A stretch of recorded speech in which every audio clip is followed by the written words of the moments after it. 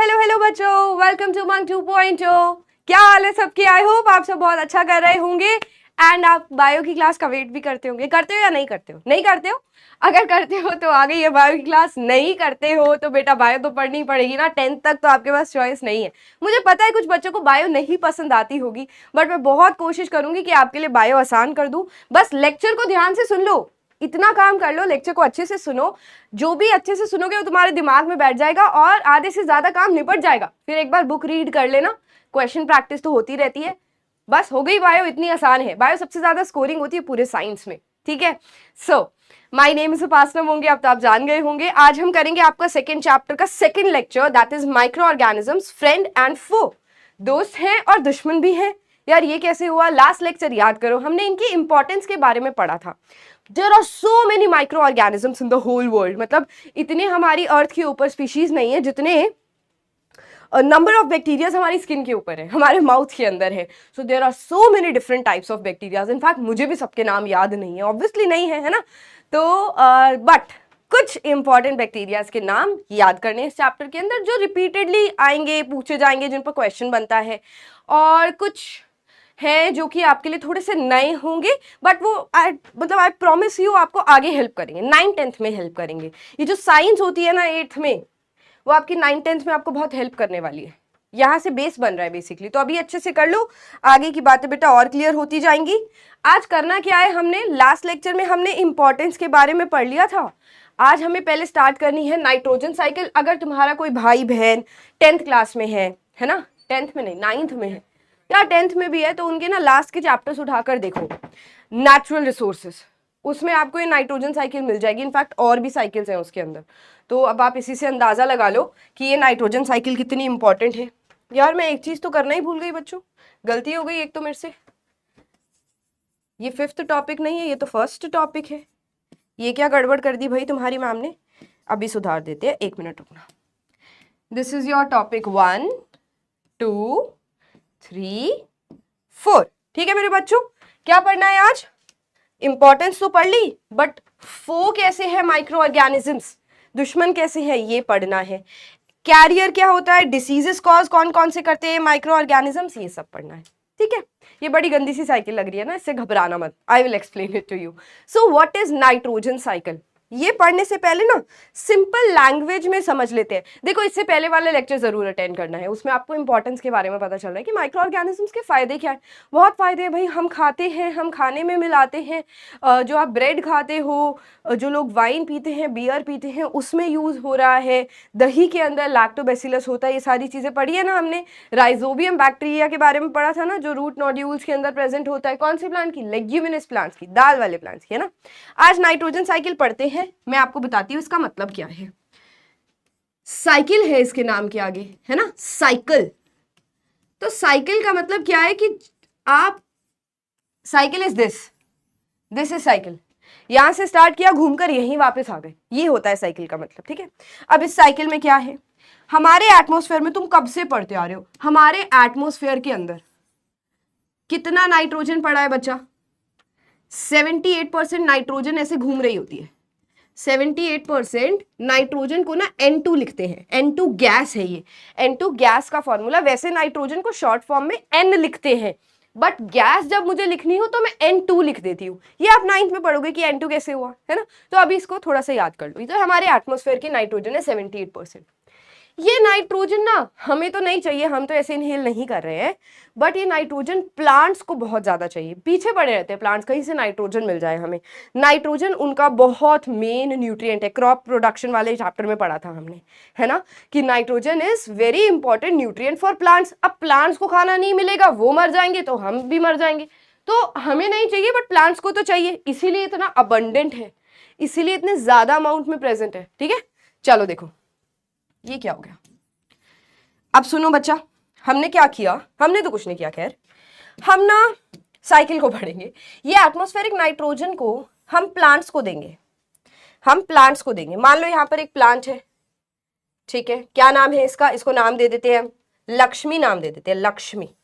ठीक है, सो अब होगा क्या बेसिकली बच्चा, ये प्लांट्स इस N2 को डायरेक्टली नहीं ले सकते। माना इनको नाइट्रोजन चाहिए, but this nitrogen can not be taken directly by these plants. What they will do, ये इस नाइट्रोजन को अगर कन्वर्ट कर दे तो ये यूज कर सकते हैं। कन्वर्ट मतलब बदल दे, किस में कन्वर्ट करना है, किस में चेंज करना है बेटा, इस नाइट्रोजन को ना NO2 या NO3 फॉर्म में चेंज कर दो, ठीक है, NO2 या NO3 फॉर्म में चेंज कर दो। क्या किया इसके साथ, O मतलब ऑक्सीजन, ऑक्सीजन ऐड हुई है इसके साथ, ठीक है, या तो इस फॉर्म में ये ले सकते हैं, ये कच्चा खाना है, ये पका हुआ खाना है, कच्चा खाना नहीं खा सकते, पका हुआ खाना खा सकते हैं। और एक और फॉर्म भी है NH4, इस फॉर्म में ले सकते हैं और इस फॉर्म में ले सकते हैं, ये इनका खाना है, ये इनका खाना नहीं है। तो इस पूरी साइकिल में हम क्या करेंगे, इस नाइट्रोजन को कन्वर्ट करेंगे इसमें और इस फॉर्म में, और फिर अब साइकिल है ना, जहां से शुरू किया था वहां वापस तक भी जाना है। तो ये जो सारी चीजें बनाई थी जो नाइट्रोजन के साथ जुड़ गई थी, प्लांट्स सूत समेत इसको वापस भी करते हैं एटमॉस्फेयर के अंदर। एटमॉस्फेयर में जितना आपने, ये 78% मेंटेन्ड रहना चाहिए ना, अगर प्लांट्स लगातार नाइट्रोजन को यूज करते रहते हैं तो 78% मेंटेन्ड कैसे रहेगा, नहीं रहेगा। तो साइकिल का मतलब यही है, जैसे लिया भैया वैसे वापस दो। पैसे हम किसी से, फ्रेंड से कोई चीज लेते हैं, पेंसिल ले ली मान लो तुमने, या फिर पेन ले लिया, गुम कर दी तुमने, तुम उसको नहीं लाके देते हो।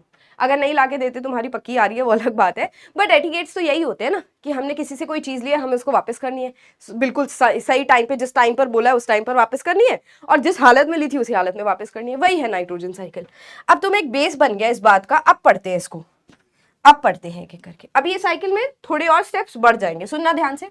It involves circulation of nitrogen through living and non living components of nature. अब ये जो साइकिल है ना, इसमें लिविंग चीजें भी आएंगी, पार्टिसिपेट करेंगी, और नॉन लिविंग चीजें भी पार्टिसिपेट करेंगी। Nitrogen gas comprises 78% of the atmosphere. यहां से एक नंबर का क्वेश्चन आ सकता है, जहां जहां क्वेश्चन आएगा वहां मैं स्टार लगा दूंगी ताकि उस लाइन को तुम 2 बार पढ़ो, है ना।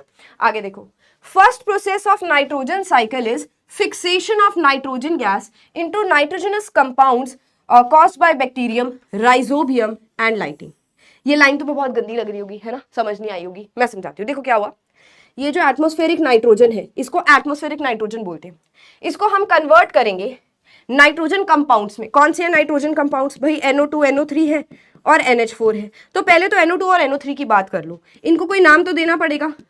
इनको हम नाइट्रेट्स या नाइट्राइड्स बुलाते हैं, नाइट्रेट्स या नाइट्राइड्स बुलाते हैं, ठीक है बच्चा। तो एटमॉस्फेरिक नाइट्रोजन ये है, ATM लिख दो एटमॉस्फेरिक नाइट्रोजन को।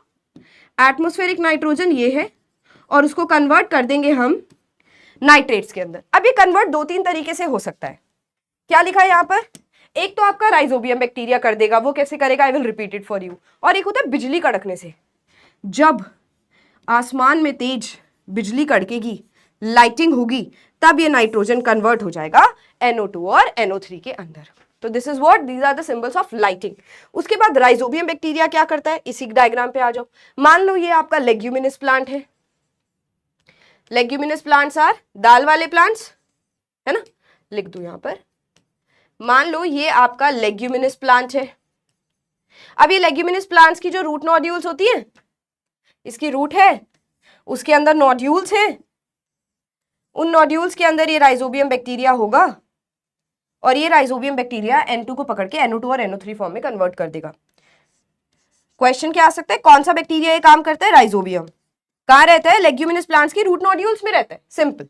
अब आ जाओ फिर से, nitrogen compounds in soil are taken up by plants roots and used up in synthesis of plant proteins. अब यही सॉइल से नाइट्रोजन प्लांट्स ले लेते हैं, और इस नाइट्रोजन का क्या करता है बेटा, जो आपने सबसे इंपॉर्टेंट न्यूट्रिएंट पढ़ा है ना, दैट इज प्रोटीन। प्रोटीन के अंदर सबसे इंपॉर्टेंट एलिमेंट नाइट्रोजन होता है। हमारी बॉडी के अंदर भी नाइट्रोजन है ही है, क्योंकि हमारे सेल प्रोटीन से बने हुए हैं, एंड प्रोटीन का स्ट्रक्चर के अंदर नाइट्रोजन होगा। अब ये स्ट्रक्चर आप सीनियर क्लासेस में पढ़ेंगे, है ना। So nitrogen is a very main ingredient of proteins, ठीक है। आगे बढ़ते हैं। 2 तरीके से एटमॉस्फेरिक कन्वर्जन हुआ, एटमॉस्फेरिक नाइट्रोजन का कन्वर्जन हुआ। पहला तरीका था बिजली कड़की, लाइटिंग हुई, एंड N2 कन्वर्ट हो गया NO2 और NO3 के अंदर। दूसरा तरीका था राइजोबियम बैक्टीरिया ने ये काम कर दिया। तो यहाँ पे 2 क्वेश्चन बन सकते हैं आपके, एक नंबर के ही बनेंगे। अब ये बहुत ही सुंदर साइकिल तुम्हें दिख रही है, ये नाइट्रोजन साइकिल है। अब इसमें क्या हुआ, देखो पढ़ो इसको। ये नाइट्रोजन को NO2 और NO3 में कन्वर्ट करना नाइट्रोजन फिक्सेशन कहलाता है, कि हमने नाइट्रोजन को फिक्स कर दिया। इस तरीके से फिक्स किया कि हमारे बेचारे प्लांट्स N2 को यूज कर सके, NO2 और NO3 फॉर्म में यूज कर सके। तो पहला स्टेप देख रहे हो यहाँ पर, नाइट्रोजन फिक्सेशन। तो ये जो पार्ट है ना, ये इसको हम क्या बोल सकते हैं, ये कलर नहीं दिख रहा होगा, इसको हम बोलते हैं नाइट्रोजन फिक्सेशन। यहां लिख दूं,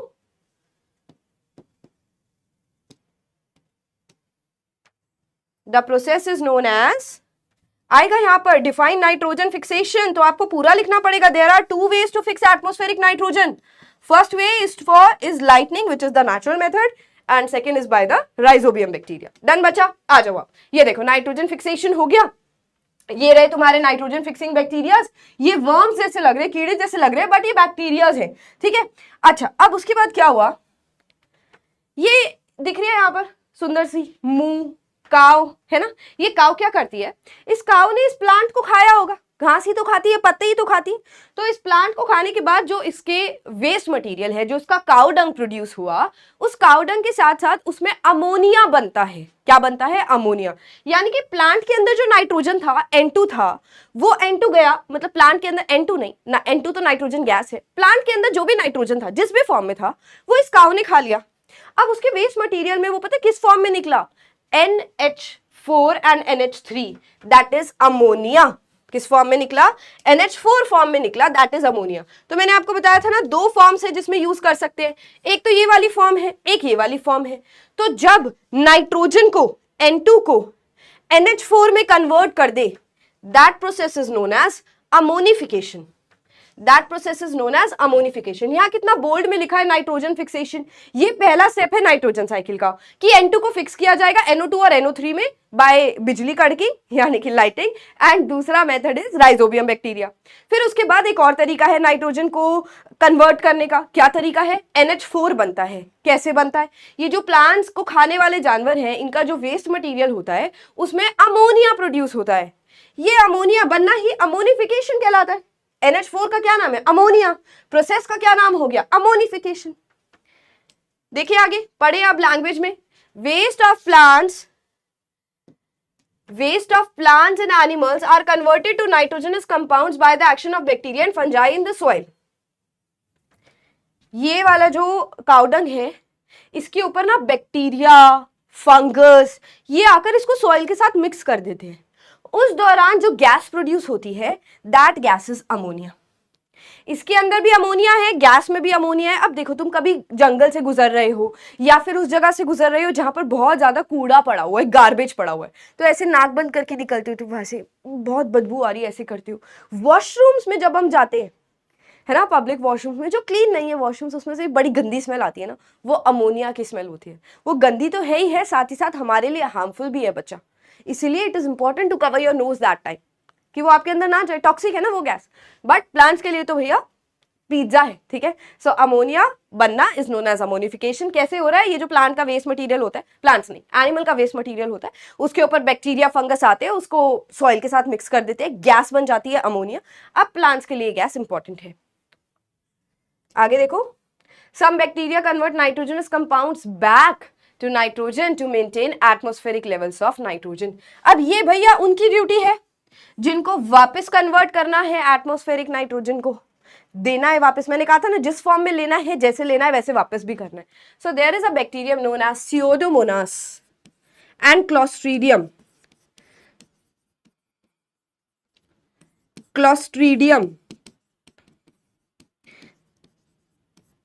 स्यूडोमोनास एंड क्लोस्ट्रीडियम, इनकी स्पेलिंग अभी याद करो।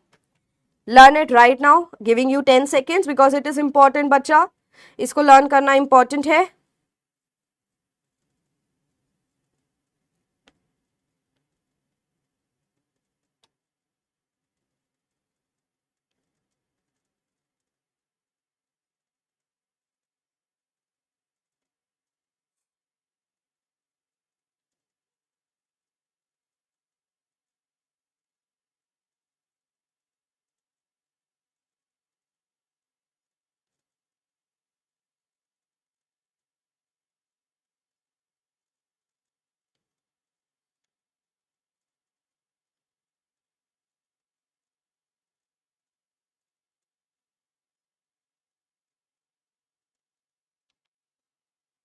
Done. What is next? Let's have a look at this diagram. अब देखो, बहुत ध्यान से सुनना। ये आपका एटमॉस्फेरिक नाइट्रोजन है, वही पिक्चर है, कुछ नया नहीं है, बट आपको एक और नजरिया मिलेगा इसको देखने का। एटमॉस्फेरिक नाइट्रोजन को बेटा सबसे पहले हमने कन्वर्ट कर दिया इनटू, इसमें प्रोडक्ट्स नहीं लिखे हुए हैं, इसमें सिर्फ बताया हुआ है कि किसने किया। तो नाइट्रोजन फिक्सिंग बैक्टीरिया कहां रहता है? Legume root nodules, legume leguminous एक ही बात है, रूट नोड्यूल्स उनके रूट में रहते हैं। कन्वर्ट हो गया, देखो ये लेग्यूमिनस प्लांट्स इन्होंने बनाए हैं। उसके बाद अमोनिफिकेशन, अमोनिया बना, ठीक है। अमोनिया बनाने के भी ना 2-3 तरीके होते हैं, कुछ बैक्टीरियाज भी अमोनिया बना देते हैं डायरेक्टली, या फिर कुछ बैक्टीरियाज इन जानवरों के वेस्ट मटेरियल को चेंज कर देते हैं और अमोनिया बना देते हैं। एक और चीज बताऊं, जब प्लांट्स और एनिमल्स मर जाते हैं ना, जैसे कोई डेड बॉडी है सॉइल के अंदर, तो उसमें भी बैक्टीरियाज आएंगे और उस नाइट्रोजन को कन्वर्ट कर देंगे, जैसे हमारी बॉडी में जो नाइट्रोजन है उसको कन्वर्ट कर देंगे NH4 में, अमोनिया, ठीक है। What is next? ये हो गया convert, decomposers, and then all these compounds, जो भी सारी चीजें बनी हैं, that is converted back into atmosphere with the help of these bacteria known as denitrifying bacteria। मैं जो मार्क कर रही हूँ वही ध्यान दो। ये जो ब्लू वाली लाइन मैंने फिर से देखो, एक बार तो ये बनाया हमने, ये आ गया लेग्यूमिनस प्लांट्स वाला, फिर यहां पर बन गया बेटा अमोनिया, अमोनिफिकेशन हो गया, ठीक है। उसके बाद ये वाले नाइट्रेट्स NO3 वापस आपको भेजने हैं ना N2 की फॉर्म में, NO3 आपने कन्वर्ट कर दिया था, वापस भेजना है N2 की फॉर्म में। ये कौन कर रहा है? Denitrifying bacteria. ये एग्जांपल्स यही है, ये डीनाइट्रीफाइंग बैक्टीरिया है। देखो कैसे याद करोगे, बताती हूँ। क्या है नाम? D nitrifying bacterias. आपने नाइट्रोजन के जितने भी प्रोडक्ट्स बनाए, मतलब हमने नहीं बनाए, बट फिर भी जो भी नाइट्रोजन के प्रोडक्ट्स बन गए हैं, उसको उसमें से सारे प्रोडक्ट्स हटाओ, एक्स्ट्रा चीजें हटाओ और N2 को प्योर फॉर्म में वापस भेजो, उसको बोलते हैं डीनाइट्रिफिकेशन। और ये प्रोसेस कौन कर रहा है? डीनाइट्रीफाइंग बैक्टीरियाज कर रहे हैं। ये इसके एग्जाम्पल्स हैं, ये फेमस एग्जाम्पल्स, आपको और भी बहुत एग्जाम्पल्स मिलेंगे, but these are 2 famous examples जो कि ये काम करते हैं। अब ये बीच में क्या लिखा हुआ है? ये बीच में जो लिखा हुआ है उसको हम समझने के लिए ना इस वाली स्लाइड पर वापस आ जाते हैं। देखो क्या कह रही हूं मैं, यहां पर हमें थोड़ी सी जगह चाहिए। सुनो, एटमॉस्फेरिक नाइट्रोजन को NO2 और NO3 फॉर्म में कन्वर्ट कर दिया। अब ये मैंने तुम्हें थोड़ा बड़े बच्चों की तरह समझा रही हूँ कि तुम्हें थोड़ा टेक्निकल भी काम करना आना चाहिए। ये तो सारा मतलब आपको समझाने के लिए था। अब आप कैसे इसको प्रेजेंट करके आओगे अपने आंसर के अंदर? N2 is converted into NO2 and NO3. This is done by 2 steps. This is done in 2 steps. थोड़ी ज्यादा जगह लेते हैं। N2, NO2, NO3. It is done by either rhizobium bacteria और बाय लाइटनिंग। ठीक है जी, हो गया बच्चा इतना याद? बहुत बार बोल चुकी हूं, अब याद हो जाना चाहिए ना। And the process is known as nitrogen fixation. Nitrogen fixation, ये इस प्रोसेस का नाम है। Then sometimes N2 is converted into NH4 या NH3। अब ये जो प्लस माइनस लगे हुए हैं ना फॉर्मूलाज के आगे, वो अभी आप स्किप कर सकते हो, वो स्टेबिलिटी के ऊपर होता है, केमिस्ट्री का नेचर होता है। N2 is changed into NH4 and NH3. The process is known as ammonification. Ammonification, इसके अंदर भी कुछ बैक्टीरियाज आते हैं, नाइट्रोबैक्टर एंड ऑल, वो सिलेबस में नहीं है तो उसको आप छोड़ सकते हो। तो ये प्रोसेस का नाम क्या है? अमोनिफिकेशन। अब ये जो NH4 और NO2 बन गया, इसको वापस हम कन्वर्ट करेंगे ना, NO2 को वापस N2 में कन्वर्ट करेंगे ना एटमॉस्फेरिक नाइट्रोजन में। This process is known as denitrification, done by which bacteria? Denitrifying bacteria. Simple, इतनी थी आपकी नाइट्रोजन साइकिल। जैसे लिया वैसे आपने इसको वापस कर दिया। आगे बढ़े, nitrogen cycle is completed now. Then let us talk about harmful microorganisms. ये हमारे दुश्मन कैसे बन गए? हमने तो इनके बारे में इतना अच्छा पढ़ा है, how they are harmful to us. तो सबसे पहले हम देखेंगे डिसीज कॉजिंग माइक्रो ऑर्गेनिजम्स। ये ना हमें बहुत ज्यादा बीमार कर सकते हैं, जैसे बैक्टीरिया से इन्फेक्शन होता है, वायरस से इन्फेक्शन होता है। तो वो माइक्रो ऑर्गेनिजम्स जो कि बीमारियां कॉज कर दे, उनको हम क्या बोलते हैं? Disease causing micro organisms, pathogens. यानी कि पैथोजन वो विलन बैक्टीरिया है, पैथोजन वो विलन बैक्टीरिया या माइक्रो ऑर्गेनिज्म है जो कि तुम्हें बहुत बीमार कर देगा बेटा, जो कि हमें बहुत बीमार कर देगा। कैसा लग रहा है ये डायग्राम? विलन लग रहा है? नहीं लग रहा? अभी कर देते हैं, इसको विलन बनाते हैं।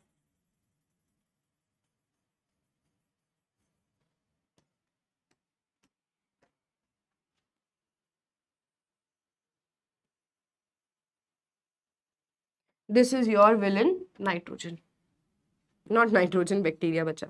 तो ये आपका विलन बैक्टीरिया है जो कि हमें बहुत बीमार कर सकता है। अब हम इसको क्या बोलेंगे? पैथोजन। ये तो वैसे मैंने बैक्टीरिया बना दिया, बट फंगस भी होती है जो कि हमें बीमार करती हैं। जैसे कोरोना के टाइम पे तुमने सुना होगा ब्लैक फंगस, है ना, येलो फंगस, व्हाइट फंगस, कितने लोग मर गए थे इस वजह से। सो पैथोजेंस की अगर डेफिनेशन आए, so disease causing micro organisms are called pathogens. वो माइक्रो ऑर्गेनिजम्स, वो बैक्टीरिया, वायरस और फंगस जो हमें बीमार करते हैं, उनको हम पैथोजेंस बोल देते हैं। क्लियर हो गया? Disease in humans caused by micro organisms, disease caused by micro organisms that spread from one infected person to healthy person, air, water, food और different things are called as communicable diseases.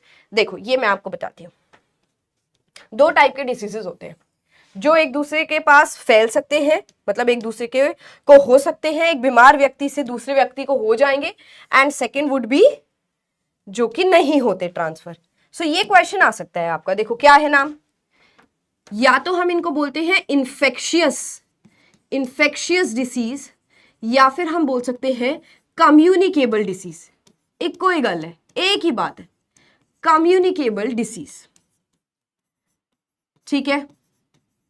And दूसरा हो जाएगा non infectious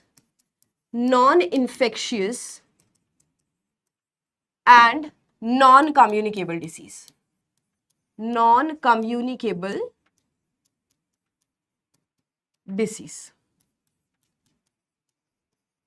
ठीक है बच्चा। अब इनकी definition क्या बनती है भाई? इन्फेक्शियस डिसीज वो है those diseases which can spread from infected person to healthy person।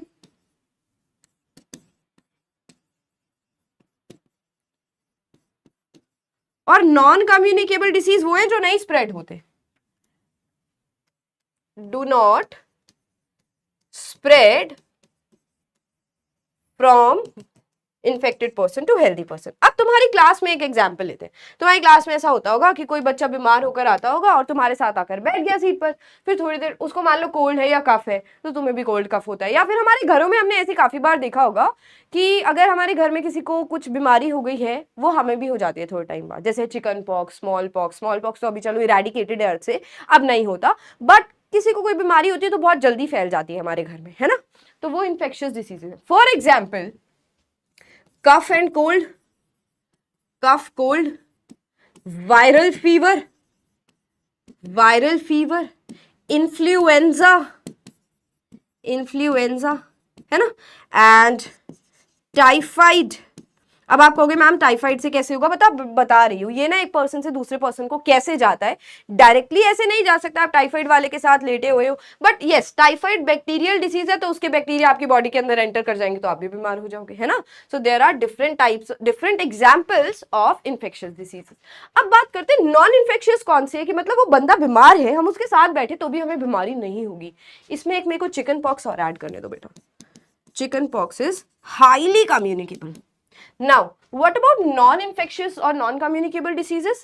Cancer, deficiency disease, बताती हूँ अभी deficiency disease क्या होते हैं। कैंसर, deficiency disease, एड्स, ठीक है, डायबिटीज, these are diseases जो एक पर्सन से दूसरे पर्सन को नहीं हो सकते बच्चा। गोइटर, ये वो डिसीजेज है जो एक बंदे से दूसरे बंदे को नहीं फैल सकते। अब इसका मतलब क्या है समझो, ये तो आपको पता चल गया ये इन्फेक्शियस है, एक जगह से दूसरी जगह ट्रांसपोर्ट हो जाएंगे, एक बंदे से दूसरे बंदे को हो जाएंगे। कैंसर किस वजह से होता है? हमारी बॉडी के अंदर की प्रॉब्लम है, इंटरनल फैक्टर है। ये इंटरनल फैक्टर हमारी डाइट की वजह से, हमारी लाइफस्टाइल की वजह से, हमारे एनवायरमेंट की वजह से आया है, तो ये दूसरे पर्सन को नहीं हो सकता। जैसे कैंसर एक जेनेटिक जीन्स की वजह से डिसीज होता है कि हमारी जो सेल डिवीजन है ना, सेल लगातार डिवाइड करते हैं बॉडी के अंदर, तो उसको एक कंट्रोल करने वाला मैकेनिज्म भी होता है कि एक सेल इतने ही डिवाइड करने चाहिए, ज्यादा हो गए तो कैंसर हो जाएगा। तो कैंसर इज अ कंडीशन जो हमें है अगर किसी भी पर्सन को है तो उसके साथ वाले पर्सन को उस पर्सन की वजह से नहीं होगी। इंटरनल फैक्टर है, ये फैल नहीं सकता। डिसीज कब फैलता है? जब किसी एक्सटर्नल फैक्टर की वजह से हुआ हो। एक्सटर्नल फैक्टर यानी कि बैक्टीरिया, यानी कि वायरस, यानी कि फंगस। मेरी बॉडी के अंदर ये सारी चीजें हैं, मैं साथ वाले पर्सन के साथ बैठी हूँ, उसको भी ये सारी चीजें हो गई, क्योंकि बैक्टीरिया और वायरस फंगस ट्रैवल कर सकते हैं ना, एक जगह से दूसरी जगह कम्युनिकेट कर सकते हैं ना। भाई सेल डिवीजन अगर हो रही है वो तो मेरी बॉडी का फैक्टर है, वो कैसे दूसरे पर्सन के अंदर एंटर करेगा। देन डेफिशिएंसी डिसीज क्या होता है कि आपने कोई सब्जी नहीं खाई है, आप फ्रूट्स नहीं खा रहे हो, आपके अंदर विटामिन ए नहीं है, विटामिन बी नहीं है, विटामिन सी नहीं है, उसकी वजह से जो बीमारियां हो जाती है ना, जो डेफिशिएंसी किसी न्यूट्रिएंट की कमी की वजह से हो जाती है, उसको डेफिशिएंसी डिसीज बोलते हैं। Then is AIDS. AIDS is not communicable. अगर किसी पर्सन को एड्स है तो वो है तो वायरस की वजह से, बट वो वायरस का जो फैलने का तरीका है, ठीक है। अब देखो इसमें एक डिफरेंस है एड्स में। एड्स फैलता तो है, इन्फेक्टेड पर्सन से दूसरे पर्सन को ही फैलता है, यानी कि ये कम्युनिकेबल तो है। अब ये आपकी बातें ना एक्चुअली आपके सिलेबस में है नहीं, बट फिर भी इस कॉन्सेप्ट को ध्यान से सुनो। एड्स में क्या होता है, किसी पर्सन को एड्स है, वो दूसरे पर्सन को उस पर्सन से हो सकता है, बट कैसे होगा? अगर दोनों की ब्लड मिक्सिंग होगी, अगर सीमेन मिक्स होगा। अगर किसी मदर को एड्स है तो बच्चे के अंदर एड्स हो सकता है, क्योंकि वो बच्चा मदर के मिल्क पर सर्वाइव करेगा कुछ टाइम तक, एंड मदर्स मिल्क के अंदर एड्स रह सकता है। So this is how AIDS is communicated from one person to another. But ऐसा नहीं है एड्स वाले पर्सन ने किसी के ऊपर छींक दिया तो फिर वो छींक से ही दूसरे पर्सन के अंदर चला गया, ऐसा नहीं होता है, ठीक है। So in senior classes you will study the difference between infectious and non infectious अलग से, एंड कम्युनिकेबल नॉन कम्युनिकेबल अलग से, ठीक है। अच्छा, डायबिटीज शुगर बढ़ गई किसी की, अब किसी के साथ वाले की शुगर बढ़ी हुई है तो ऐसे थोड़ी उसके साथ बैठने से हमारी शुगर बढ़ जाएगी, नहीं होगा ना। So again it is non communicable. Goitre क्या होता है? आयोडीन की कमी हो जाना बॉडी के अंदर, तो ये नेक जो है ना वो स्वेल कर जाती है, ऐसे फूल जाती है, तो ये आयोडीन की कमी की वजह से हुआ है। सामने वाले के अंदर अचानक से आयोडीन की कमी थोड़ी हो जाएगी, तो इट इज नॉन इन्फेक्शियस या non communicable. I hope this is clear to you. Is this? आगे बढ़े। Carriers, this is important. जैसे इन्फेक्शियस डिसीज है, तो इन्फेक्शियस डिसीज कैसे एक पर्सन से दूसरे पर्सन को फैलता है? या तो बेटा एयर की वजह से फैल सकता है, ठीक है, या तो वाटर की वजह से फैल सकता है, या फिर वेक्टर्स की वजह से फैल सकता है। वेक्टर्स की वजह से ना, व्हाट आर दीज वेक्टर्स? कि डायरेक्टली डिसीज स्प्रेड नहीं हो रहा है, बट कुछ एजेंट है जो ये काम करा रहे हैं, उनका काम ही यही है, हम तो बीमारियां फैलाएंगे। जैसे कि मच्छर बहुत बड़ा एजेंट है बेटा बीमारी फैलाने का। चलो एक एक करके हम इसको डिस्कस करते हैं। The organism that transmit disease from one person from one place to other are called carriers. ये डेफिनेशन है कैरियर्स की। कैरियर्स क्या होते हैं? ये वो ऑर्गेनिजम्स हैं जिनका काम ही यही है कि हम बीमारी को एक जगह से दूसरी जगह फैलाएंगे। Those are known as carriers. अब देखो एग्जाम्पल्स कौन कौन से हैं कैरियर्स के। सबसे पहले तो एग्जाम्पल पढ़ो हाउस फ्लाई का। हमारे घर में जो मक्खी आती है ये होती है ना हाउस फ्लाई। हाउस फ्लाई, ठीक है। ये हाउस फ्लाई एक डिसीज करती है कॉलरा, डाइसेंट्री एंड टाइफाइड। क्या होता है इसके अंदर? कॉलरा किसकी वजह से होता है? कॉलरा ना वैसे तो पानी की वजह से होता है, बट ये मक्खी उस पानी में बैठेगी, उस गंदे पानी में रहेगी और फिर हमारे खाने में, हमारे घर में आएगी और वो किसी वजह से हमारी बॉडी के अंदर चला जाएगा। कॉलरा बैक्टीरिया की वजह से होता है। वैसे कैरियर वो होते हैं जो बीमारी को फैलाते हैं, एजेंट है जो बीमारी को एक जगह से दूसरी जगह फैला रहे हैं। बीमारी करने वाला मेन माइक्रो ऑर्गेनिज्म या पैथोजन दूसरा है। जैसे कॉलरा की मैं बात करूं, कॉलरा होता बैक्टीरिया की वजह से है, बट एक पर्सन को कॉलरा है दूसरे देश में, और दूसरा देश तो ज्यादा दूर हो गया, हमारे मतलब दूसरे सोसाइटी में किसी को कॉलरा है, ठीक है, वहां पे मक्खियां घूम रही थी, तो वो गंदे पानी वाली मक्खी उड़कर हमारे घर में भी आ जाएगी और फिर हमारे घर को भी गंदा कर देगी। यानी कि वो बैक्टीरिया जो कॉलरा कर रहा था उनके घर से हमारे घर तक कैसे आया? इस मक्खी की वजह से आया। इसीलिए ये कैरियर है, कैरी कर रही है डिसीज को एक जगह से दूसरी जगह। मलेरिया तुमने सुना है, तो मलेरिया हम तक कैसे आया बेटा? I will tell you about malaria. तो कॉलरा समझ आया, पानी से फैलता है। डाइसेंट्री, बहुत ज्यादा लूज मोशन लग जाता है, पेट खराब हो जाता है, that is dysentery. Then typhoid, बहुत ही कॉमन डिसीज है, आपने सुना होगा। टाइफाइड भी बैक्टीरिया की वजह से होता है। सैल्मोनेला टाइफाई इस बैक्टीरिया का नाम है। बड़ा ही गंदा डिसीज है। इसमें हमारी बॉडी बहुत ज़्यादा वीक हो जाती है, फीवर जो है वो उतरता नहीं है, चढ़ता रहता है, कभी उतरता रहता है ना। इस तरीके के सिम्टम्स हमें देखने को मिलते हैं। ये भी गंदे खाने और पानी की वजह से होता है, और कॉलरा भी गंदे खाने और पानी की वजह से होता है। Then there is another carrier जिसका नाम है फीमेल एनोफिलिस मॉस्किटो, जो कि मलेरिया कॉज करेगी। एंड एक और मच्छर की वेराइटी है, मच्छरी बोलना चाहिए क्योंकि फीमेल है, फीमेल एडीज मॉस्किटो, ये डेंगू वायरस करती है। डेंगू को डेंगू नहीं बोलते, डेंगी बोलते, डेंगी। अब देखो, एक बात मैं तुम्हें बताती हूँ, जो मच्छर होता है ना वो कभी तुम्हारे पास नहीं आएगा। फिर आप कहोगे मैम कैसी बात कर रहे हो, मच्छर से लोग इतने बीमार हो जाते हैं। मच्छर नहीं आता तुम्हारे पास, मच्छरी आती है, यानी कि फीमेल मच्छर आती है, ठीक है। तो वो कैसी होती है, तुमने दो तरीके के मच्छर जरूर नोटिस करे होंगे अपने घर में। एक होता है ये नॉर्मल मस्क्यूटो जो गू करता है ना, जो एड में दिखाते हैं, वो ये वाले मच्छर है। ये है आपकी फीमेल एनोफिलिस मस्क्यूटो, है ये फीमेल।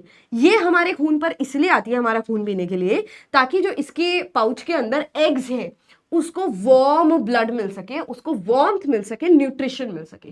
तो ये अपने एग्स के लिए हमारा खून पीने आती है।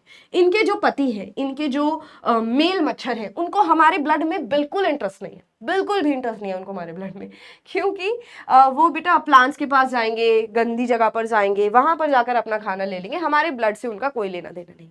तो जब भी तुमने जितने भी मच्छर को मारा है, तुमने फीमेल मछलियों की हत्या करी है। फिर आ जाओ इस वाले मच्छर पर। जब तुमने देखा होगा ना, तुम चिल्लाते होगे मम्मी देखो कितना बड़ा सा मच्छर है, और इसकी बॉडी के ऊपर व्हाइट व्हाइट लाइंस भी है।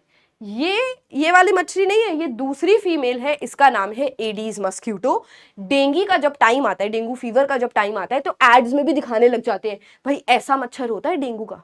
ये इसकी बॉडी के ऊपर देख रहे हो व्हाइट कलर के ऐसे लाइंस हैं, ऐसे स्पॉट्स हैं, तो आप पहचान सकते हो।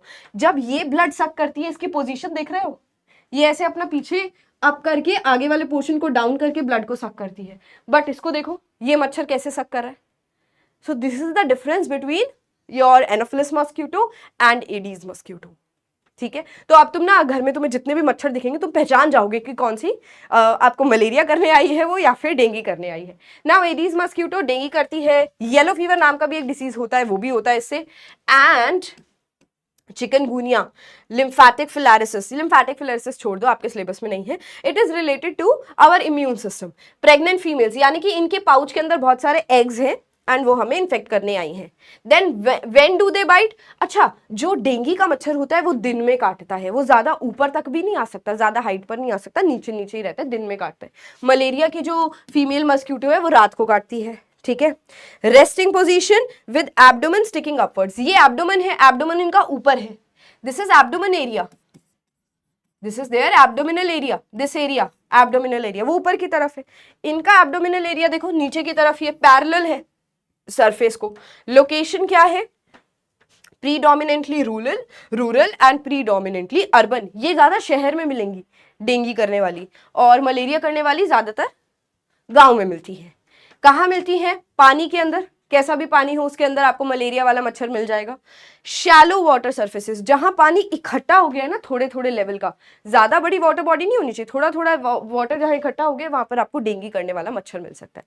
एक बार देखो इसको, have a look at it, nice look at it, done. Now what we have to study, what are the,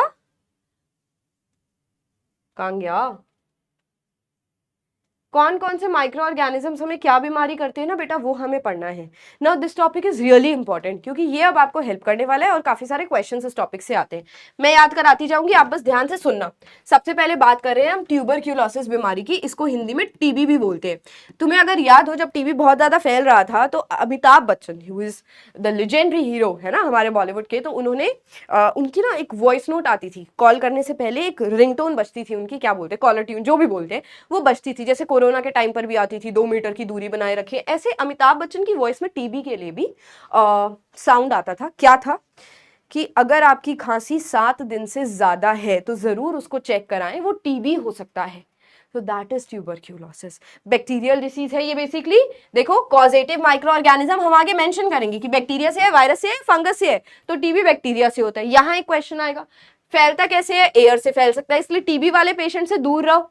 then preventive measures क्या है, पेशेंट को बिल्कुल आइसोलेटेड रखना है, keep the personal belongings of the patient away from those of others. अच्छा, इससे बचने के लिए वैक्सीनेशन भी आती है, BCG एक वैक्सीन है जो कि हम लगाते हैं। वैक्सीनेशन का कंसेप्ट पढ़ा था ना लास्ट क्लास में, तो वो वैक्सीन भी लग सकती है जिससे हम इन बीमारियों से बच सकते हैं। फिर है मीजल्स। मीजल्स क्या होता है? फीवर भी होता है और स्किन के ऊपर ऐसे छोटे छोटे बम्प्स हो जाते हैं। ये वायरस से होने वाली बीमारी है, एयर से फैलती है। पेशेंट को अलग रखो, वैक्सीन लगवा लो। Chicken pox. Chicken pox is also बहुत ही भयंकर डिसीज नहीं है, नॉर्मल सा डिसीज है। इसमें भी स्किन पर छोटे छोटे पैचेस हो जाते हैं, फीवर हो जाते हैं। वायरस से होने वाला डिसीज है। एयर और कॉन्टैक्ट, आप या तो एयर की वजह से ये वायरस आपके अंदर आ सकता है, या फिर आप पर्सन के साथ बैठे हो, उसी के रूम में हो, उसी का पिल्लो, उसी का टॉवल, उसी का बेडशीट यूज कर रहे हो, उसी बर्तन में, सेम बर्तन में खा रहे हो, so that is called contact. वो अवॉइड करना है, तब हम उस पर्सन से सेफ रहेंगे। पोलियो। पोलियो वायरस की वजह से फैलता है बेटा, एयर और वाटर।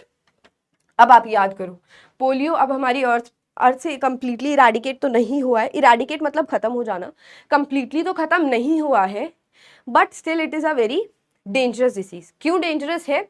ये वायरस हमारी बॉडी के लिम्ब्स को, लिम्ब्स मतलब हमारे हाथ और पैर, इसको डिसफंक्शनल कर देता है, मतलब काम नहीं कर पाते हमारे हाथ और पैर पोलियो के केस में। इसीलिए 5 साल तक तुम्हें पोलियो की बूंद पिलाई जाती है। इसमें भी अमिताभ बच्चन आते हैं ऐड में, है ना? तो क्या आपने पोलियो की ड्रॉप्स ली हैं या नहीं ली है? हर घर में आंटीज आती हैं, पोलियो की ड्रॉप्स आपको पिलाकर जाती हैं। आपको अपना बचपन याद होगा, मुझे भी याद है, मुझे भी पोलियो ड्रॉप्स पिलाई जाती थी। ऐसे लास्ट फिंगर पे वो छोटा सा निशान भी लगा के जाते हैं कि हाँ बच्चा, इस बच्चे को हो गई है। सो आप देख रहे हो कितना खतरनाक डिसीज है। इसके लिए भी वो एक तरीके की वैक्सीनेशन ही है ना, जो ड्रॉप्स आपको पिलाई जा रही है, एक तरीके से दवाई है, प्रिवेंटिव मेजर ही है कि पोलियो ना हो। Next, cholera. कॉलरा और टाइफाइड बेटा, ये दोनों ही बैक्टीरिया से होने वाले डिसीजेस हैं। ये वाटर और फूड से फैलता है। यहाँ पर भी आप फूड लिखो, वाटर और फूड दोनों से ये फैल सकता है, टाइफाइड और cholera. Maintain personal hygiene, good sanitary habits and consume properly cooked food and boiled drinking water. अब इसके क्या सॉल्यूशन क्या है कि आप अच्छे से पका हुआ खाना खाइए। बाहर का खाना होता है ना, तो उसके अंदर ये बैक्टीरिया आपको मिल जाएगा। तभी तो मम्मी पीछे पड़ी रहती है, घर का खाना खाना है, बाहर के मोमोज नहीं खाने हैं, बाहर के गोलगप्पे नहीं खाने। बीमारियां देख रहे हो इतनी सारी हो सकती है, ठीक है। वैक्सीनेशन भी है इसका तरीका। अब देखो कॉलरा कैसे हो सकता है। ये रूरल एरियाज का सीन है बेसिकली। हमारे मतलब जो भी अर्बन एरियाज में रहते हैं, जो नॉट सो डेवलप्ड एरियाज है ना, जहां पर सैनिटरी कंडीशंस नहीं है, वहां पर ये बीमारी बहुत ज्यादा हो सकती है। देखो कैसे, दिस इज अ वॉशरूम, है ना, टॉयलेट है। यहां पर जो भी वेस्ट मटेरियल जा रहा है वो सॉइल के अंदर मिल गया, ठीक है। पास में ही कुआं है, कुएं से लोग पानी भरते हैं। वो बैक्टीरिया साथ वाले वॉशरूम से फीकल मटेरियल, जो भी वेस्ट मटेरियल है, उसके अंदर आते हुए सॉइल के अंदर आ गए एंड सॉइल वाले पानी से मिक्स हो गए कुएं वाले पानी के साथ। या फिर पाइप के अंदर भी लीकेज हो सकती है। जैसे मान लो अब हमारे घरों में भी, भाई अर्बन एरियाज में ऐसा थोड़ी है कि बीमारियां होती नहीं है, कॉलरा टाइफाइड होता रहता है ना। तो वो तो आपने या तो गंदा खाना खा लिया, उस वजह से पानी में क्या होता है, जैसे मान लो आपका एक वाटर का सोर्स लगा हुआ है घर पे, और उसी के साथ में एक पाइप लगा हुआ है जो कि वेस्ट मटेरियल वाला है, सीवेज वाला पाइप है बेसिकली। तो कभी लीकेज हो गई पाइप के अंदर, तो वो लीक्ड पानी आपके फ्रेश वाटर के अंदर आ सकता है। This is a possibility. मैं आपको एक पॉसिबिलिटी बता रही हूँ कि ऐसे बीमारी फैल सकती है, ठीक है। There can be different causes किसी को टाइफाइड या कॉलरा होने के, but this is a possibility कि इस तरीके से हो सकता है, मिक्सिंग हो गई हो, है ना। आगे देखो, hepatitis B. Hepatitis B virus से होने वाली बीमारी है, वाटर से फैलती है। बॉइल्ड वाटर भी हो, वैक्सीनेशन लगवाओ, ठीक हो जाओगे। Next, malaria. ये होता है प्रोटोजोआ से, ना ही बैक्टीरिया, ना ही वायरस, ना ही फंगस से, ये होती है प्रोटोजोआ से होने वाली बीमारी, ठीक है। अब आप कहोगे मैम ये तो मच्छर से होती है, प्रोटोजोआ से कैसे होती है? बेटा प्रोटोजोआ रिस्पॉन्सिबल है बीमारी करने के लिए, मलेरिया रिस्पॉन्सिबल है बीमारी फैलाने के लिए, ठीक है। तो होता क्या है, आई विल टेल यू। अब इसको पहले ये पढ़ लो कि भाई इससे बचना कैसे। मॉस्किटो तुम लगाते हो ना ऑल आउट घर में, या फिर वो जला देते हो, क्या बोलते हैं उसको, आई डोंट रिमेंबर, वो कॉइल होती है ना, उसको जला देते हैं। फिर या फिर हम स्प्रे करते हैं जिसको हम मॉस्किटो रिपेलेंट बोलते हैं। तो नेट लगा लो घर में, इंसेक्टिसाइड्स का यूज करो, इसी तरीके से हम मॉस्किटो से बच सकते हैं।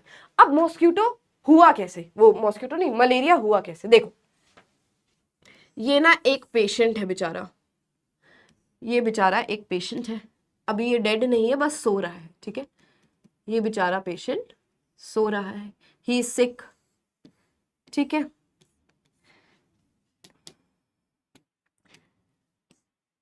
इसका स्ट्रेचर बना देते हैं, ही इज रेस्टिंग। तो हुआ क्या होगा, हुआ क्या होगा, एक मच्छर आया, एक मच्छर आया, इसको, ये जो इन्फेक्टेड है ना, ये इसकी बॉडी के अंदर क्या हो रहा है, इसकी बॉडी के अंदर प्लाज्मोडियम, प्लाज्मोडियम नाम का प्रोटोजोआ है। ये ऐसा एक प्रोटोजोआ होता है बेटा, ठीक है, विलन है ये, ठीक है, ये बहुत बीमार कर सकता है हमें। It's name is Plasmodium. ये कौन से ग्रुप के अंदर आता है, प्रोटोजोआ के अंदर आता है। अब मुझे पता है आपको कंफ्यूजन हो रही होगी, फिर से मेरी बात ध्यान से सुनो। जैसे बहुत सारे बैक्टीरियाज होते हैं ना, जैसे बैक्टीरिया एक टर्म है, ऐसे ही प्रोटोजोआ एक टर्म है, ठीक है। अब there is a bacteria named as vibrio cholera, ये बैक्टीरिया का नाम है जो कि हमें कॉलरा बीमारी करता है। तो सेम तरीके से एक प्रोटोजोआ का नाम है प्लाज्मोडियम, जो हमें मलेरिया करता है। अब याद रहेगा, है ना, प्रोटोजोआ इज अ ग्रुप, इसी ग्रुप का एक मेंबर है प्लाज्मोडियम, जो कौन सी बीमारी करता है, मलेरिया करता है। Now this person is suffering from malaria, लिख दे यहां पर, सफरिंग फ्रॉम मलेरिया, रेस्ट कर रहा है अभी। अब एक ना एनोफिलिस मस्क्यूटो उड़कर आई, एनोफिलिस मस्क्यूटो उड़कर आई, ठीक है, थोड़ी सी हम बड़ी बना रहे हैं, ये ऐसे उड़कर आई और इसके ब्लड को सक करना शुरू कर दिया। ये इसके मुंह पर हम खून लगा देते हैं, ब्लड लगा देते हैं, ये ब्लड सक करके वापस जा रही है। अब ये अब अपना ब्लड सक करके वापस जा रही है, ठीक है। अब हुआ क्या, इसने जब इसका ब्लड सक किया, अब ये इसको थोड़ी पता है इसको मलेरिया है, ये तो आई थी अपना मस्त कि हाँ मेरे को खून मिलेगा, ये तो आराम से सो रहा है, इसको तो पता भी नहीं चलेगा। तो इसके हाथ पर बैठी, जो इसका ये आगे वाला टिप है उसको अंदर डाला, ब्लड सक किया। अब इसको नहीं पता इसके ब्लड के अंदर तो प्लाज्मोडियम बैठा है। अब वो प्लाज्मोडियम इसको मलेरिया कर रहा था, ब्लड इसने ले लिया उसका, प्लाज्मोडियम अब इस मच्छर के अंदर आ चुका है। इस मच्छर को प्लाज्मोडियम से कोई नुकसान ही नहीं है, कुछ नहीं करता इसके अंदर। ऐसा नहीं है कि मच्छरों को भी मलेरिया हो जाएगा, इनको नहीं होता, हमें ही होता है, ठीक है। तो ये प्लाज्मोडियम ना इनके सलाइवरी ग्लैंड्स, इनके माउथ के अंदर बैठ जाता है। अब इनको तो कोई बीमारी नहीं कर रहा, ये प्लाज्मोडियम इनके माउथ के अंदर जाके बैठ गया। अब इसका पेट अभी भरा नहीं है, ये ढूंढती है और लोगों को। तो ये तुम्हारा डुग्गू है, ठीक है, ये मस्त अपना स्कूल जा रहा था, डुग्गू अपना स्कूल जा रहा है बेटा, है ना, इधर स्कूल जा रही है। इसके पीछे ये मच्छर आ गई, मछली आ गई, है ना, और इसको काट गई, ये मछली इसको काट गई, ठीक है। प्लाज्मोडियम इसके माउथ के अंदर ही पड़ा था, अब वो प्लाज्मोडियम इसके ब्लड के अंदर आ गया, और थोड़े दिन बाद क्या देखोगे, डुग्गू को भी क्या हो गया, मलेरिया हो गया। Now you understand that female Anopheles mosquito, I'm writing here, female Anopheles mosquito is a carrier.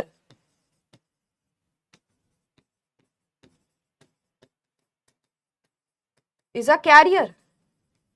Agent है जो बीमारी कर रही है। मेन कौन है बदमाश, प्लाज्मोडियम, जो कि हमें मलेरिया करता है। So this is how malaria is caused, समझ आ गया होगा, ठीक है। ये आपका डुग्गू है, हेल्दी पर्सन, ये सफरिंग फ्रॉम मलेरिया है। चलो आगे बढ़ते हैं। Now there are certain examples, वो ह्यूमन डिसीजेस जो कि बैक्टीरिया की वजह से होते हैं। Let us learn some example. Tuberculosis bacteria से होता है। कॉलरा, नाम लिख दूं, विब्रियो कॉलरा नाम का बैक्टीरिया है। अब ये नाम याद करना आसान है ना बेटा, है ना, विब्रियो कॉलरा, कॉलरा बीमारी, कॉल रही है वो, कॉल रही, विब्रियो कॉलरी नाम का बैक्टीरिया ये बीमारी करता है, बैक्टीरिया का नाम है।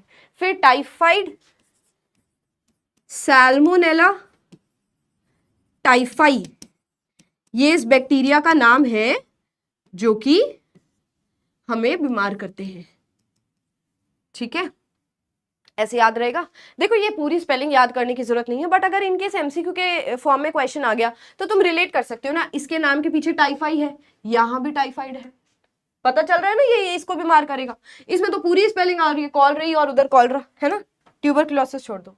फिर आ जाओ, वायरस की वजह से कौन सी बीमारी होती है, measles, chicken pox, polio, hepatitis B and AIDS. AIDS एक ऐसी बीमारी है जिसमें ना इम्यून सिस्टम वीक हो जाता है, immune system gets weakened, बहुत ज्यादा वीक हो जाता है हमारा, बहुत ज्यादा वीक हो जाता है हमारा इम्यून सिस्टम। हमारा इम्यून सिस्टम अभी भी लड़ रहा है, आसपास इतने सारे बैक्टीरिया वायरस है, नाक से, कान से, मुंह से अंदर जाने की कोशिश कर रहे हैं। अब ये हमारा इम्यून सिस्टम, इसके अंदर होते हैं व्हाइट ब्लड सेल्स, वो ऐसे डिशुम करके इन बैक्टीरिया वायरस को मार देते हैं। जब बहुत ज्यादा अमाउंट में बैक्टीरिया अंदर आ जाएगा फिर हम बीमार पड़ जाते हैं, क्योंकि ये फेल हो जाता है सिस्टम। अब एड्स क्या बीमारी है, इसको समझ लेते हैं थोड़ा सा। एड्स की फुल फॉर्म देखो पहले तो, एड्स की फुल फॉर्म है एक्वायर्ड इम्यूनो,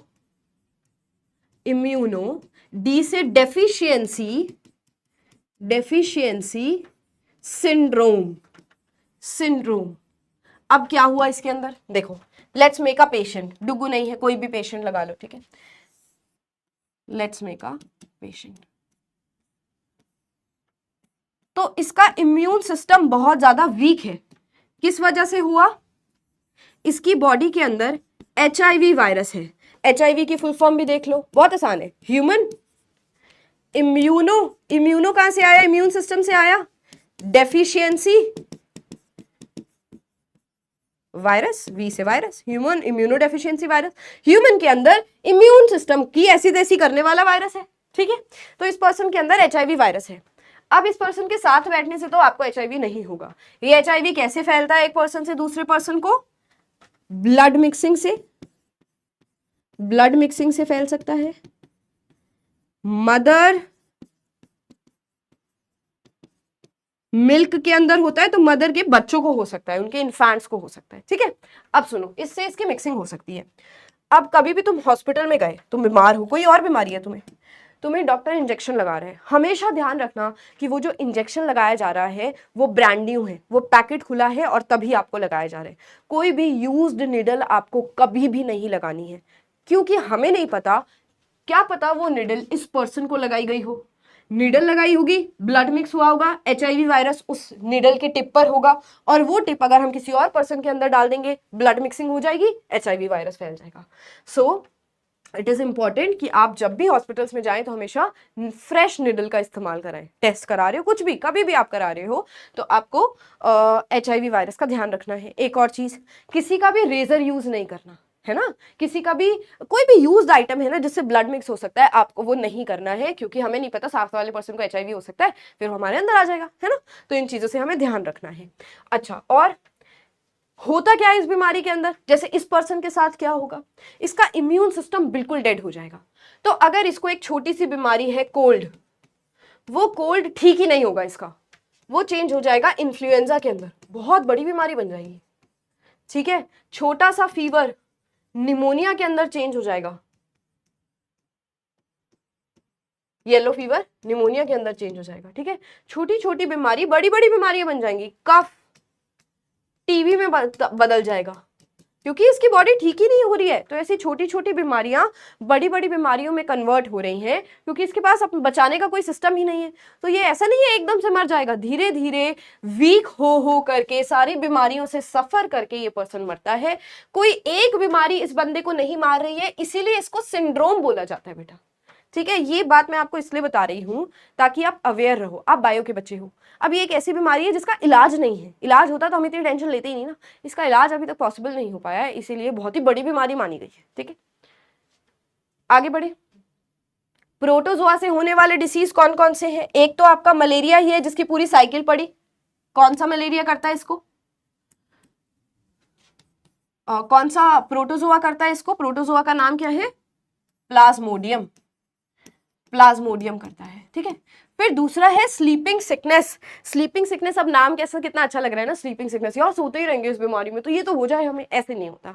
इसके सिम्टम्स देखो, सर में दर्द होगा बहुत तेज, फीवर होगा बहुत तेज, लिम्फेटिक सिस्टम पे मतलब फर्क पड़ेगा, हमारे WBCs वीक हो जाएंगे, ठीक से काम नहीं कर पाएंगे, जॉइंट्स में मसल में पेन होगा, गले में खराश होगी, एंड इची स्किन हो जाएगी, स्किन पर खारिश होने लगेगी, और वेट लॉस हो जाएगा। ये सारे सिम्टम्स है इसके अंदर। इंसोम्निया हो जाएगा, यानी कि हो सकता है तुम्हें अच्छे से नींद ना आए, या किसी पर्सन को अच्छे से नींद ना आए। अब जैसे तुमने पढ़ा ना, बहुत सारी मक्खियां होती हैं जो कि बीमारी को फैलाती हैं, ये स्लीपिंग सिकनेस कौन सी मक्खी फैलाती है? नाम है इसका सीसी फ्लाई। सीसी स्पेलिंग देखना, टिसी टिसी, बट हम इसको बोलते क्या है? सीसी। सीसी फ्लाई है जो कि ये बीमारी फैलाती है, कैरियर है, ठीक है, कैरियर है बेसिकली। होता ये प्रोटोजोआ से, प्रोटोजोआ का नाम अभी याद नहीं करना तुम्हें, जैसे इसके प्रोटोजोआ का नाम तो तुमने याद कर लिया, प्लाज्मोडियम, है ना। ये किससे फैल रहा है? ये एनोफिलस मॉस्क्यूटो से फैल रहा है, फीमेल एनोफिलस मॉस्क्यूटो। और स्लीपिंग सिकनेस किससे फैल रही है? सीसी फ्लाई से फैल रही है। ये बेटा सारे मलेरिया के सिम्टम्स हैं, सर दर्द होना, थकान होना, वॉमिटिंग जैसा लगना, चक्कर आना एंड ठंड लगना। बहुत मलेरिया के अंदर ना हमें बीच बीच में बहुत तेज ठंड लगती है, उसको बोलते हैं चिल्स आना, ठीक है। देन फीवर, मसल एक, ये सारी चीजें मलेरिया के सिम्टम्स में आ जाती है। देन ये डिसीजेस हमारे अंदर तो हमने पढ़ लिए, बट ये प्लांट्स और एनिमल्स में भी माइक्रो ऑर्गेनिजम्स बीमारियां करते हैं। जैसे कि देखो एंथ्रेक्स, एंथ्रेक्स नाम का एक डिसीज है जो कि बैक्टीरिया से होता है।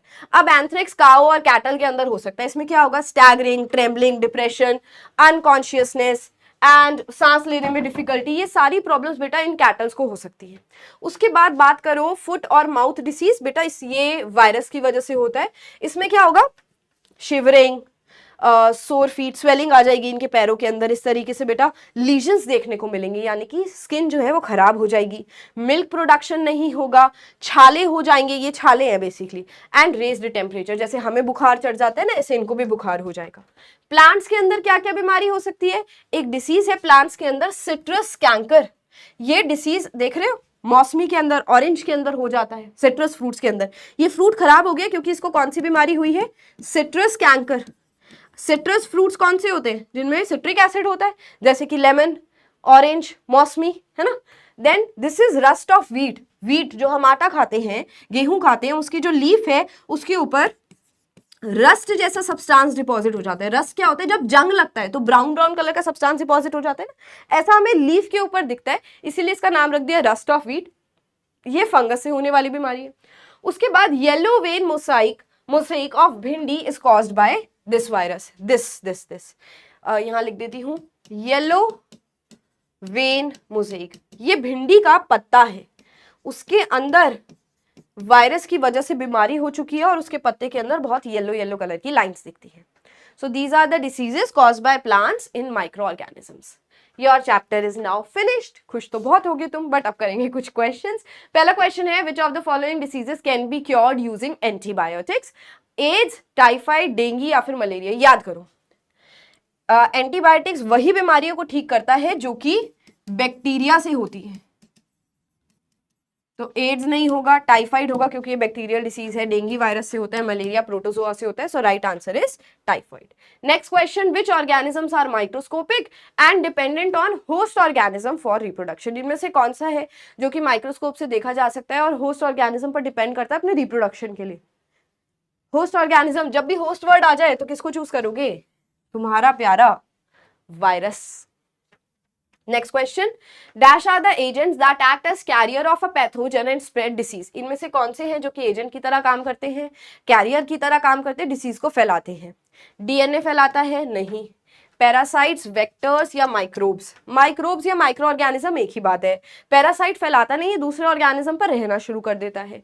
वेक्टर्स, कौन कौन से वेक्टर्स हैं? Mosquito is a vector. CC fly जो कि स्लीपिंग सिकनेस फैला रहा था, दैट इज अ वेक्टर। फैला रहे हैं ये बीमारियां, खुद नहीं कर रहे हैं, ठीक है बच्चा। Now I have a task for you. What is the task? I am adding 3 questions for homework that you have to do yourself. Homework यहां से स्टार्ट हो रहा है, स्टार्ट्स हियर। बहुत ही छोटा सा होमवर्क है, 1 मिनट का होमवर्क है, मतलब 1 मिनट से भी कम। यहाँ पर कुछ क्वेश्चंस हैं बेटा जो आपको करने हैं। This question and this question. अभी नहीं बताना, घर से करना। 3 questions are there that you have to do as a homework. कितनी अच्छी ना मैं कितना थोड़ा सा होमवर्क देती हूँ, बट आपको रीड करना है अपनी बुक में से। इट इज रियली इंपॉर्टेंट, आप रीड करो एंड सारी बुक एक्सरसाइज की प्रैक्टिस करो, ठीक है बच्चा। And your this chapter is finished. We are going to start your next chapter coming week में। अब हमने क्या पढ़ा आज? हमने पढ़ा नाइट्रोजन साइकिल क्या होती है ना बच्चा। और हमने क्या देखा? हमने देखा माइक्रो ऑर्गेनिजम्स एज फो, कि भाई ये दुश्मन क्यों है हमारे, क्या नुकसान है इनके। Diseases caused by micro organisms,